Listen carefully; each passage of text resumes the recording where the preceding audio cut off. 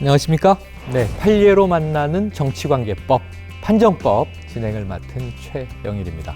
자, 오늘도 또 이 세 분을 모시고 관련 이야기를 나눠볼 텐데요. 먼저 소개드릴 분은 김정은 변호사님. 그냥 변호사가 아니시죠. 네, 서울시 선거관리위원회 행정과장을 맡아서 공직에 계십니다. 그리고 검사 출신의 김영민 변호사님.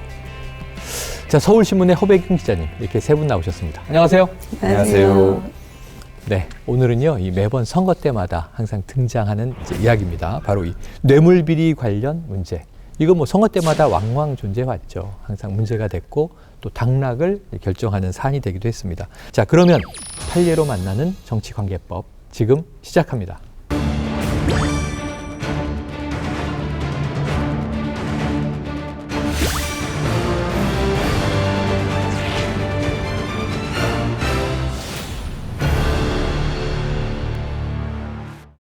자, 오늘은요, 이 선거 판도를 바꿀 수 있는 부당거래에 대한 이야기를 다뤄볼 텐데, 이게 법의 이름이 저 같은 이제 법조인이 아닌 일반인에게는 좀 생소합니다. 매수 및 이해 유도죄. 이게 무슨 뜻을 갖고 있을까요? 김영민 변호사께서 좀 설명을 해주시죠. 제가 들어도 어렵습니다. 네. 매수 및 이해 유도죄. 그래서 일단 법 규정 자체를 제가 좀 소개를 좀 드려야 되겠습니다. 저도 다 외우지 못해서 네, 읽어주세요. 보고 읽어드리겠습니다. 먼저 매수죄를 먼저 말씀을 드리겠습니다. 투표를 하게 하거나 하지 아니하게 하거나 당선되게 하거나 되지 아니하게 할 목적으로, 정확히 목적범은 아니지만 하여튼 이런 주관적 의사로 선거인 등에게 금전 등을 제공하는 겁니다. 그에 반해서 이해 유도죄는 사실 똑같다고 보셔도 돼요. 똑같다고 보셔도 되는데 차이가 상대방, 돈이든 뭐든 제공하는 상대방이 개인이 아니라 기관이나 단체일 경우에 해당하는 죄다. 그냥 이렇게 이해하시면 되겠습니다. 네네. 개인에게 영향을 주려고 하면 네. 매수라고 우리가 부를 수 있고, 네네. 똑같은 행위를 하는데 기관이나 단체인 경우에는 이해유도라고 이제 적용을 할 수 있겠다. 네네. 자, 그러면은 이게 선거운동에 이용할 목적이 있느냐 없느냐, 아까 의도를 파악하는 대목이 기부행위 위반죄와 다르다고 하셨는데, 이 사람의 의도를 파악하는 게 보통 일이 아니지 않습니까? 과거에 수사를 많이 보셔서 알겠지만 이게 입증이 어렵다라는 느낌이 확 와요. 허 기자님, 이 관련된 판례가 좀 어떤 게 있을까요?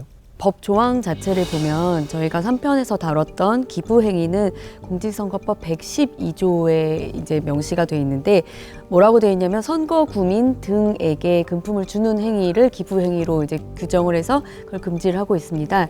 근데 이제 매수 및 이해 유도죄는 230조이고 선거구민 등이 아닌 선거인입니다. 근데 여기서 선거인이라는 거는 선거구가 이제 정해지지 않았을 때, 그다음에 선거인 명부가 작성되기 전에도 어쨌든 그 선거에 해당 선거인이 될 수 있는 사람들이라서 조금 더 넓은 범위로 볼 수 있고요. 지난번 3편에서 다시 잠깐 다뤘는데 2016 4월 국회의원 선거를 앞두고 선거구 획정이 안 됐던 시기가 있습니다. 맞아요. 그게 이제 헌법재판소 결정에 따라서 2016년 1월부터 이제 3월까지 공백기가 있었는데요. 이제 어떤 일이 있었냐면 그 기간에 선거법 위반으로 이제 기부행위 위반으로 걸린 사람들이 다 무죄를 받았습니다. 왜냐하면 대법원에서 기부행위는 선거구가 유효할 때 그 유효한 선거구의 구민들, 그러니까 유권자들을 상대로 했을 때 성립된다고 판단을 했기 때문입니다. 근데 이제 대법원에서 최근에 어떤 판단을 했냐면 선거구 획정이 안 된 경우에는 매수죄로 이제 처벌할 수가 있다, 이런 판결을 한 겁니다. 네네. 그래서 어떻게 됐냐면 검찰이 이 사람들을 다시 매수죄로 다시 기소를 합니다. 그러니까 하급심에서 무죄 받은 거에 대해서 이제 기소를 매수죄로 다시 해서 처벌을 받도록 해서 이제 선거구 획정 기간 전에 공백기를 막을 수 있도록 조치를 한 사례가 있습니다. 허 기자님 설명을 들으니까 이 법이 왜 필요했었던가 하는 게 이해가 되네요. 기부행위 위반에 해당하는 행위를 했지만 무죄가 나버렸어요. 왜냐하면 이제 선거구민이 아니다. 왜냐하면 선거구가 획정이 안 됐으니까. 그런데 똑같은 잘못을 이 매수 및 이해 유도죄로 적용을 하니까 유죄 판결이 나오게 되는, 법이 참 꼼꼼하다는 생각이 드네요. 그래서 지금 우리가 이해한 그대로 다 이제 설명이 쉽게 됐습니다. 선거인 또는 선거 후보자에게 선거와 관련돼서 이익을 제공하면 안 된다, 매수죄. 그런데 그것이 개인만이 아니라 기관 단체도 적용이 될 수 있다, 이해유도죄. 그런데 이 기부행위 위반법보다는 적용 범위가 때에 따라서 넓어질 수 있다. 이런 또 이제 유연성이 있네요. 자, 그럼 이 매수 및 이해 유도죄가 인정이 돼서 당선이 됐는데 이게 무효가 된 사례도 있나요? 당시 사회적으로 이슈가 됐던 판례가 하나 있는데요. A 후보자와 B 후보자, 그러니까 결과적으로 사퇴한 후보자와 당선된 교육감, 이 두 사람이 후보자 단일화 과정을 거쳤습니다. 단일화 과정을 거치는 과정에서 실무자들끼리 상대방에게 사퇴를 하면 우리가 돈을 줄 테니 사퇴를 해달라라고 해서 실무자들끼리 합의를 했고, 근데 그 과정에서 사퇴 후보자는 그 사실을 알고 있었습니다. 근데 반면에 당선된 교육감은 그 사실을 모르고 있었습니다. 그러고 나서 선거가 끝난 후에 이제 사퇴한 후보자 입장에서는 돈이 입금되기를 기다리고 있었겠죠. 그런데 입금이 안 되니까 당선된 교육감에게 왜 돈 주지 않느냐라고 압박을 하니까 그제서야 당선된 교육감이 무슨 소리지? 나는 모르고 있었는데, 그러고 나서 결국에는 선거가 끝난 후에 이 당선된 교육감이 사퇴한 후보자에게 2억을 제공을 했던 사안이었고, 결과적으로는 후보자 당선된 교육감은 몰랐지만 그 돈을 준 행위에 대해서 유죄라고 봐서 당선 무효가 됐던 사례가 있습니다. 네. 자, 지금 얘기를 들으니까 그 장면이 생각이 나네요. 보는 관점에 따라서 쟁점이 참 많은 그런 사건이라는 생각이 드는데, 그럼 이 당시에 검찰이 기소를 했으니까 검찰 측의 논리는 어땠습니까? 요 당시 이제 문제된 부분이 크게 두 가지입니다. 이제 2억 돈을 제공한 부분이 있고, 하나는 자리 제공 약속하고 뭐 그런 부분이 또 있습니다. 그 두 가지 중에 먼저 2억 부분을 먼저 현금 부분을 말씀을 드리면, 검찰에서는 당선된 사람도 그 처음에 그 투표 이전에 합의 과정에 일부 관여한 내용들이 좀 나오니까 그 당시부터 이미 알고 있었다라고 일단 검찰에서 기소를 했습니다. 1차적인 검찰의 주장은 그런 것이고, 그 다음에 2차적으로 설령 그 당시 모르고 있었다고 하더라도 사후에 돈을 지급할 당시에 그 돈을 지급하는 이유가 대가 관계가 있으면 여전히 법의 처벌 대상이 된다. 이렇게 검찰에서는 본 것이죠. 그렇군요. 그래서 사후지만 이것은 법 위반이 된다. 이렇게 이제 등장을 했는데, 자, 그렇다면은 이제 피고인 측 논리도 이제 반박을 한번 들어봐야 되겠죠? 이 재판은 양쪽이 어떤 진실을 다투는 과정이니까 어땠습니까? 이 규정 자체가 후보자의 피선거권을 그 돈으로 그 매수를 해서 출마를 하게 할 것이냐 말 것이냐에 영향을 미치는 경우를 처벌하는 규정이기 때문에, 피고인 측이 주장했던 내용은 사퇴한 후보자는 알고 있었지만 그 당선된 교육감은 모르고 있었다. 그러니까 이 부분에 대해서는 뭐 특별한 자기는 책임이 없었다라고 주장을 했던 사안이 하나 있었고요. 그리고 두 번째는 그 돈을 준 것과 실제로 사퇴로 이어진 것에 대해서 어떤 대가 관계가 있었느냐, 이런 부분이 있었습니다. 이런 부분에 대해서도 그 피고인이 주장한 것이 두 사람 간의 어떤 이 지금 당선된 교육감은 진보 진영에서의 단일화된 사람이기 때문에 진보 진영으로서 어떤 도의적 책무, 그리고 또 실제로 사퇴한 후보자가 사퇴를 함으로 인해서 어떤 경제적 어려움을 겪었다. 그래서 어떤 도움 차원에서 선의의 마음으로 준 것이다. 그리고 실제로 이게 선거가 끝나고 한 9개월 후에 돈을 지급을 했기 때문에 선거와도 좀 무관하지 않냐라고 해서 그렇게 주장을 했었고요. 세 번째로는 이 당선된 교육감은 어쨌든 자기가 당시에는 몰랐기 때문에 돈을 준 것이 그 선의의 어떤 도움을 주는 차원에서 줬기 때문에 범죄의 의사, 뭐 어떤 그 영향을 미치기 위한 목적, 그런 목적으로 대가 관계를 목적으로 해서 준 게 아니다. 범죄의 의사가 없었다라고 주장을 했었습니다. 지금 우리가요, 이 검찰 쪽의 입장과 피고인 쪽의 입장을 들어봤으니까 결국 판결은 법원이 내리죠. 판결 어땠습니까? 네, 판결은 결국 검찰 측의 논리가 받아들여졌습니다. 네. 일단 선거 전에 모르고 있었다고 하더라도 당선된 사람이 돈을 줄 당시에 그 준 이유가 뭐냐. 순전히 이 선의로 저 사람 어려우니까 도와줘야 되겠다. 이렇게만은 보기 어렵다. 그 사퇴에 대한 대가, 보상의 의미가 있다. 그렇기 때문에 이거는 혐의가 인정된다. 이렇게 해서 유죄 판결이 내려졌습니다. 자, 1심 판결은 그랬는데요. 이게 흥미로운 것이 보통 이제 2심, 3심 계속 다투지 않습니까? 근데 1심, 2심이 조금 달라졌어요. 그러니까 이제 2심에서는 대가를 받은 사람의 선고는 줄어들었고 대가를 제공한 사람의 형량은 늘었어요. 그 이유가 있습니까? 그 판사님들이 뭐 여러 가지 고려를 하셨을 텐데요. 일단 1심 선고 결과를 보면 받은 사람은 징역 3년, 준 사람은 벌금 3천만 원입니다.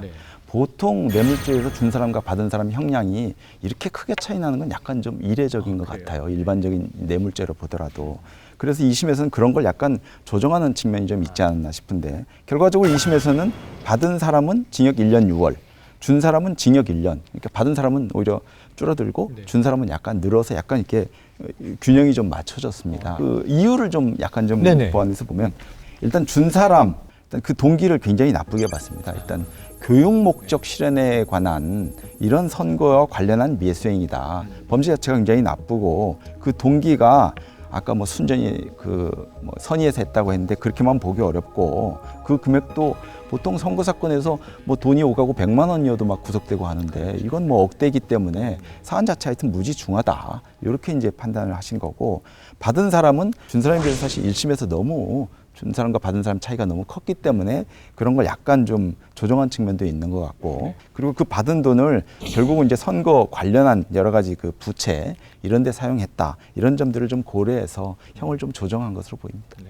자, 당시 이 사건이 아주 뜨거운 감자였고요. 이 다양한 반응들이 나왔어요. 자, 우리 또 허 기자님이 계시니까 당시의 언론, 이 또 여론 분위기가 어땠었나요? 네, 이 당시 그 교육감이 직선제로 뽑힌 이제 진보 성향의 유일한, 그러니까 최초의 진보 교육감이었습니다. 그러다 보니까 워낙 상징성이 있었고, 맞아요. 또 이제 정치적으로 아주 첨예하게 그 한 사람을 두고 이제 입장차가 갈리는 거죠. 판결도 마찬가지였습니다. 당시 피고인은 진보 진영 죽이기다. 그리고 특정인, 그러니까 자신을 죽이기 위한 정치적인 판결이었다면서 아주 심하게 반발을 했고요.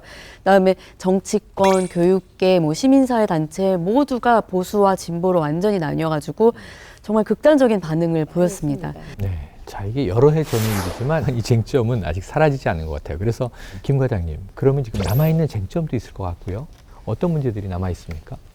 후보자 단일화라는 것은 사실 뭐 장단이 있다고 보여집니다. 늘 정치권에서 얘기하는 것이 뭐 선거공학적, 정치공학적 뭐 맞습니다. 설계다 뭐 이런 얘기도 있고 또 어떻게 보면은 이게 좀 더 어떤 상징성 있는 인물을 뽑을 수 있다라는 뭐 장단점이 있는데 이 민주화 이후에 그 1987년도에 우리 선거가 이제 시작되면서 이 단일화 논의는 계속돼 왔습니다. 예. 그리고 특히 잘 아시겠지만 1997년 때 DJP 연합이 이제 처음에 이제 발생이 됐는데 그때 DJP 연합 과정에서도 JP를 국무총리로 이렇게 임명을 하겠다라는 것이 아예 공약으로 이렇게 나오다시피 해서 그 전 국민들에게 공개가 됐었는데 당시에도 이것이 후보자 매수 아니냐 공사의 직을 네, 제공한 것이기 그러네요. 때문에 지금 법조문에 논리로. 있기 때문에 그래서 그것도 후보자 매수죄 아니냐라는 논란이 있었습니다.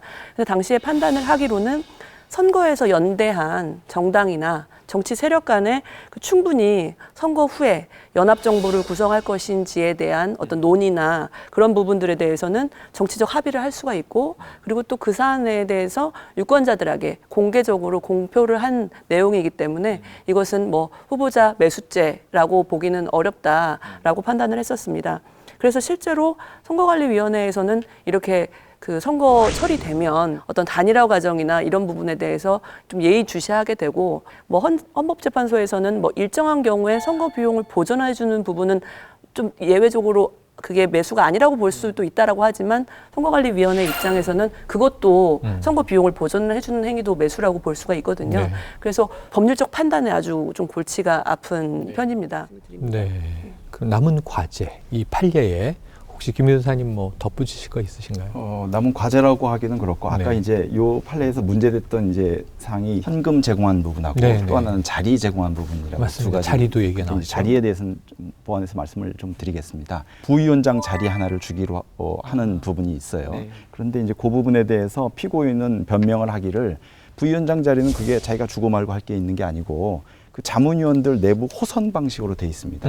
그 부위원장을 선출하는 게 자문위원들끼리 선거해서 부위원장을 시키는 거기 때문에 룰이 정해져 있었네요. 결국 법원에서는 받아들여졌어요. 그 대목은. 예. 그래서 요 사례에는 받아들여졌는데 그래서 이거를 혹시 오해하셔서 내가 임명하는 것만 아니면 무조건 다 상관이 없다. 이렇게 오해하시면 안 될 것 같아요. 왜냐하면 자문위원들도 사실은 자기가 영향력을 미칠 수 있지 않습니까? 그렇죠. 자기 자문위원 자체를 예컨대 자기 사람들로 쭉 임명을 한다거나 그리고 그 자문위원들한테 내가 이렇게 하기로 했으니까 이번에 저 사람을 부위원장 찍어라. 이렇게 했다고 하면 그런 경우는 당연히 직 제공에 따라서 처벌을 받을 수 있습니다. 그러니까 자기가 임명한 것이 아니니까 그건 무조건 가능한 거다라고 이렇게 이 판례를 오해하시면 안 될 것 같습니다. 야, 이 법의 필요성은 충분히 인정이 되는데요.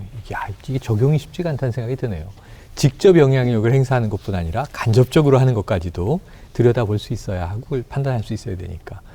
자, 아무래도 이제 이 언론과 여론에 민감한 허 기자님, 지금 우리가 지금 다룬 판례 남은 과제는 어떻게 보세요? 이 사후매수죄가 사실은 굉장히 어렵더라고요. 네. 근데 이게 이렇게 자세히 그다음에 이렇게 제대로 적용된 거는 사실 그 교육감 사건이 유일하다고 합니다. 그러니까 네. 최초이자 이제 그 이후로 또 이 정도로 핫하게 논쟁이 붙었던 건 전무후무한, 없었죠. 네. 근데 그래서 제가 안타까운 것은 아무래도 너무 진보의 아이콘에 이제 좀 상징성이 있었던 피고인이다 보니까 사후매수죄가 뭐 무리한 법이다라고 해버리면 뭐 진보 진영으로 딱 나뉘는 것 같고 아니면 뭐 잘한 판결이다라고 하면 내가 보수 성향으로 분류되는 그러니까 너무 정치적인 쟁점화돼 있는 것 같습니다. 사건 자체가. 네. 그래서 너무 정치에 매몰된 그런 판결 말고 그 판결에 대한 해석 말고 정말 그 법리 그대로의 해석이 조금 있었으면 좋겠다는 네, 네. 그런 의견을 가졌습니다. 네, 그러네요. 이게 숙제가 아직도 이어지고 있습니다. 왜냐하면 우리 사회가 이념 성향의 격돌 때문에 정말 그 중간에 어떤 이념 성향에 경도되지 않은 합리적인 시민들이 상식적으로 판단하는 것들도 자꾸 이쪽 색깔, 저쪽 색깔로 이제 해석된단 말이죠. 이걸 피하기 위해서는 전 한 가지가 퍼뜩 생각이 드는 게 사법부가 국민 다수, 국민 모두에게 존중, 존경을 받는 그 신뢰받는 이 중심을 유지하고 있다면 이 판결에 대해서 정치적인 이제 구구함은 오히려 이제 좀 줄어들지 않을까 하는 생각을 해봐요. 자, 다음 사례로 한번 넘어가 보려고 합니다. 자, 그럼 이 수당, 예를 들면 실비라고 하는 게 아까 우리가 다룬 데서는 선거 비용의 좀 보전 측면 뭐 이런 것들이 얘기됐는데 그 외에 선거 운동의 명목으로 이 비용이 지급됐는데 이 매수 혹은 매수 및 우리가 이해 유도죄 여기에 적용된 어떤 판례가 있습니까? 네? 어떤 사안이었냐면 이 후보 예정자가 자기가 가지고 있는 그 건물에다가 점포를 동창회 사무실이다라는 명목으로 개설을 했습니다.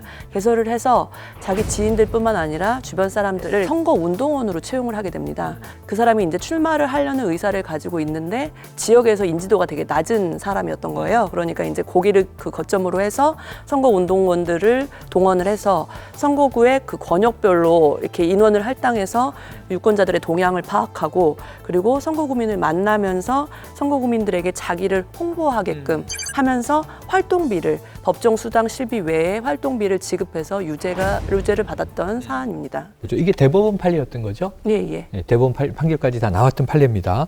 그럼 이 당시에 이 사건에 대해서 또 검찰 측의 논리를 검사 출신인 김영민 변호사님께 부탁을 드릴게요. 이것도 이제 제가 맨 처음에 법조문을 읽어드리면서 이제 시작을 했는데 그거 도움이 되네요. 예, 여기도 법조문을 한번 좀 읽어드려야 될 것 같아요. 저도 못 외우고 있어서. 이제 지금 문제되는 거는 4호에 규정이 되어 있는데요. 선거 사무 관계자에 대한 수당과 실비 보상, 뭐 이러이러한 법률에 이제 정해진 규정이 있습니다. 이 실비는 어떻게 지급하고, 요 규정에 위반해서 명목 여하를 불문하고 선거운동과 관련하여 지급하면 처벌이 된다. 이렇게 규정이 되고 있어요. 네. 선거운동과 관련하여라는 말이 무슨 말이냐, 법률적으로. 네. 검찰에서는 아르바이트생들 와서 뭐 수당 좀 돈을 좀 더 받고 하는 거는 그 사람들이 선거 자체에 뭐 투표나 이런 것까지도 관여하는 건 아니거든요. 자기 와서 일당 받으면 되는 거거든요. 그렇더라도 해동될 수 있다. 이런 의미로 좀 선거운동과 관련하여를 좀 넓게 해석을 한 거군요. 검찰에서는 해석을 했고, 그다음에 피고인이 또 이제 주장한 부분이 선거운동과 관련하여라고 하는 부분과 관련해서 관련성이 없다. 이건 뭐 선거 준비 정도 행위다. 또는 내지는 뭐 여러 가지 이유, 뭐 아들 등록금에 보태라고 돈 준다, 뭐 함께 술 마시다가 술값 낸 거다, 기타 여러 가지 이유들, 그러니까 결과적으로 선거운동과 관련된 것이 아니다. 이런 이제 주장을 그 피고인 측에서 하고 있는데, 그 검찰에서는 그에 반해서 다 준비행위라고 보기는 어렵고 선거운동과 관련성이 있다. 이렇게 해서 기소를 한 것입니다. 자, 피고인의 해명을 검찰 쪽에서 미리 지금 차단해 버렸어요. 하지만 그럼에도 불구하고 피고인이 또 억울함이 있을 수 있으니까. 그럼 이 김정은 과장님이 피고인 측의 입장을 좀 설명해 주신다면요. 피고인이 여러 가지 변명을 했습니다. 첫 번째로는 여기 사무실이 그 공천받기 전에 개설을 했고, 그리고 당시에 그 지역의 현역 의원이 불출마 선언을 하기 전입니다. 그러니까 자기가 공천이 될지 어쩔지도 모르는 상황에서 그렇게 사무실을 열어서 사람들과의 교류를 한 것이 무슨 선거운동이냐, 선거운동을 하기 위한 준비행위다라고 해서 선거운동 관련성이 없다고 이제 주장을 했고, 두 번째로는 돈을 받거나 그렇게 주거나는 했지만 너무 그 공공한 나머지 카드 대금을 빌려줬거나, 혹은 너무 고생해서 술을 마시고 싶은데 술값이 없어서 술값을 빌려줬거나, 그리고 자녀의 등록금, 학비를 빌려줬다라는 어떤 주장을 하면서 이게 홍보 활동과 관련된 활동비를 받은 것이 아니다라고 얘기를 했고, 세 번째로는 그래 좋다, 그렇다 치더라도 돈을 그 수당실비 이외에 지급해서 처벌해야 되는 부분은 법정 그 신고된 사람들에게 준 부분 이외의 돈을 줄 때나 처벌하는 것이지, 이 신고가 안 된 사람들한테 돈 준 것을 왜 이 규정으로 처벌을 하느냐라고 주장을 했었습니다. 네. 결과적으로 법원에서는 피고인 측 주장을 하나도 받아들이지 않았습니다. 그 이유는 뭐냐면 이 후보 예정자가 그렇게 사무실을 차려놓고 선거 운동과 관련된 행위, 이것을 하는 것이 특정 후보자, 그 사람이 뭐 공천받기 전이지만 자기가 어쨌든 자기 인지도를 올리기 위해서 사무실을 열었고, 또 선거운동원을 직접적으로 채용해서 권역별로 나눠서 선거 구민들한테 홍보 활동을 하게 했고, 그런 것들이 다 특정 후보자를 당선시키기 위한 목적 의사가 명백해 보인다라고 해서 선거운동이다라고 먼저 봤고, 두 번째로는 그렇게 활동비를 지급한 부분, 그 부분에 대해서 뭐 말은 뭐 돈을 빌려준 것이다 뭐 했지만, 우리 이제 서로 돈을 빌리고 그렇게 차용하고 할 때 기본적으로 변제기를 적잖아요. 언제까지 갚아라 라고 하고 이자는 얼마를 내라 라고 하잖아요. 근데 그런 부분도 전혀 없었고, 그리고 실질적으로 술값은 몇만 원이 안 나왔어요. 그랬는데 술값보다 몇 배에 해당하는 돈을 주었고, 예, 그리고 또 등록금을 준 부분에 대해서도 실제로 등록금으로 사용하지도 않았고, 그렇기 때문에 여러 가지 상황을 고려를 해서 그 부분도 받아들여지지가 않았고, 마지막으로 이 조항 자체는 법정 수당실비 이외의 돈을 지급하는 것을 규정하는 그 처벌하는 규정이기 때문에 법정으로 신고된 사무원이든 그 사무원 신고되지 않았든 관계없이 누구든지 적용되는 규정이다라고 해서 법원은 그 피고인의 주장을 모두 배척을 해서 유죄를 선고했던 사안입니다. 그래요. 아까 처음에는 굉장히 쟁점이 됐던 교육감 선거 사례에 비하면 이거는 뭐 일반 시민들의 눈으로 봐도 대체로 그러한 거 아니야? 이러한 상식에 부합하는 판단 같아서, 자, 법조문이 정한 하면 안 된다는 것은 하지 않으면 되는데, 이 피고인의 해명을 제가 믿는다면 참 우리 사회엔 좋은 분들이 많은 거죠. 선의로 술값도 주시고, 선의로 2억 원 주시는 분도 어려움도 있고. 도와주시고. 네. 네. 하지만 법은 그런 것들을 가려내기 위해서 존재한다, 이렇게 생각이 될 것 같습니다. 자, 이 재밌네요. 매수 및 이해 유도죄, 굉장히 이제 선거에서는 적용되는 게 많은 아주 유용한 칼일 것이다, 이런 생각이 이제 들기 시작하는데, 다양한 사례가 더 있을 것 같아요. 허 기자님, 어떤 사례 있습니까? 가장 흔한 사례는 아무래도 자원봉사자나 이제 자신의 직접적인 선거운동을 도와주시는 분들한테 뭐 식사비라든지 아니면 수고비라든지 그런 금품을 주는 사례가 아마 가장 많을 거고요. 근데 갈수록 이제 선거가 반복되고 그다음에 당이 많아졌지 않습니까? 많아졌죠. 그럴수록 이제 단일화가 또 활발하게 진행이 되고 있어서 요즘은 이제 상대당 후보와의 이제 갈등도 심해지고 있습니다.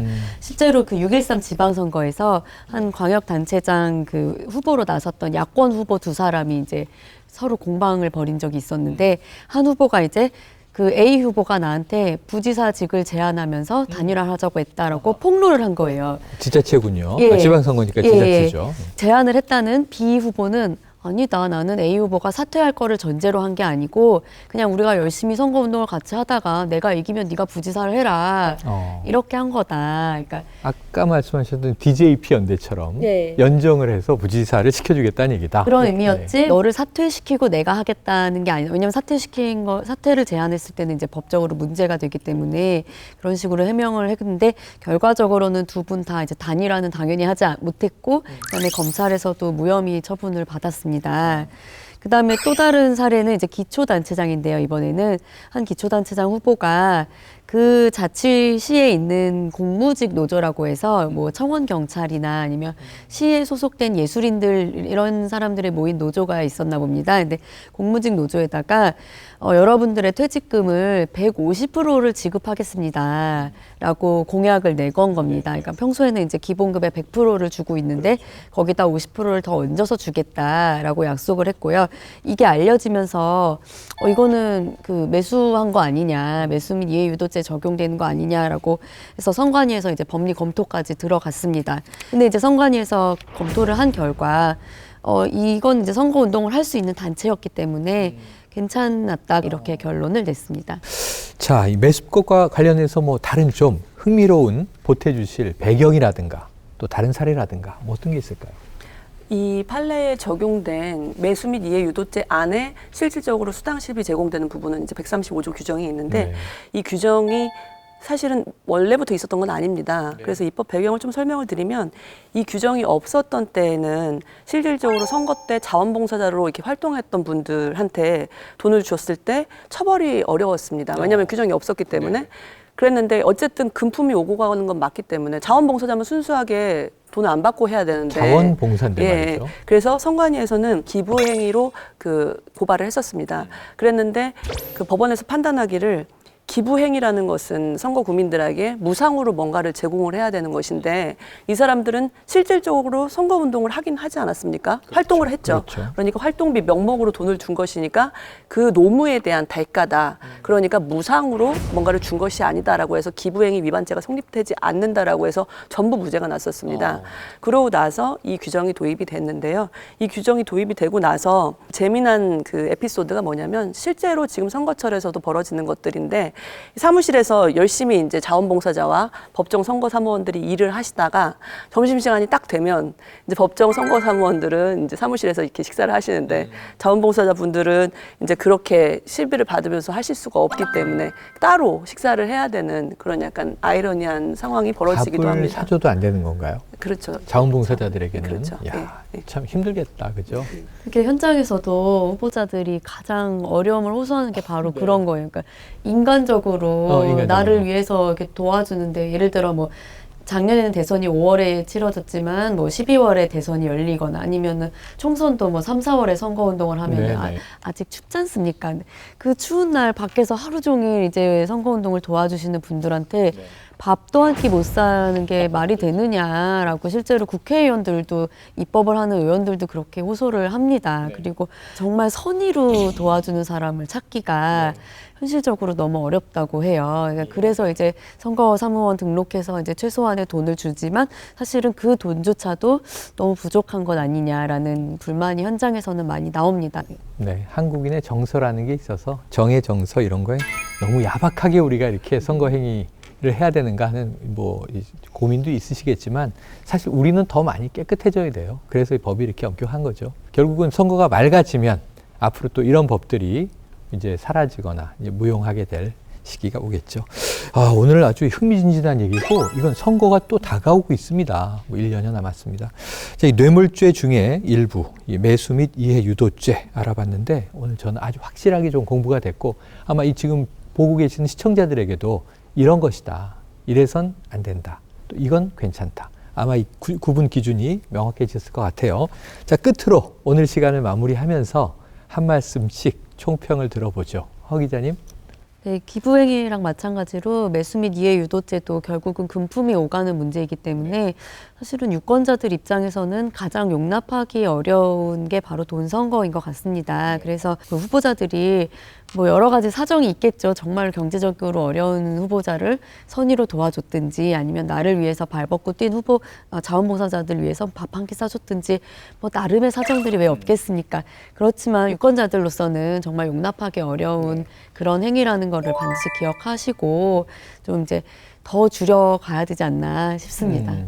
김 과장님은 어떤 말씀 주시겠습니까? 그 유전무죄, 무전유죄라는 말이 네, 있지 않습니까? 선거의 그 기본 조건은 경쟁의 공정성입니다. 돈이 있는 사람이든 돈이 없는 사람이든 선거 환경에서 누구나 똑같이 플레이를 할 수 있어야 되는데 돈이 많은 사람들이 돈을 이용해서 유권자들의 표를 사는 행위는 없어져야 되거든요. 그래서 지금 그 앞서 말씀하신 기부행위 위반죄나 그리고 지금 이 매수 이해 유도죄나 그 돈 선거를 막기 위한 중요한 안정장치로 지금 이 두 규정이 존재하는 것이거든요.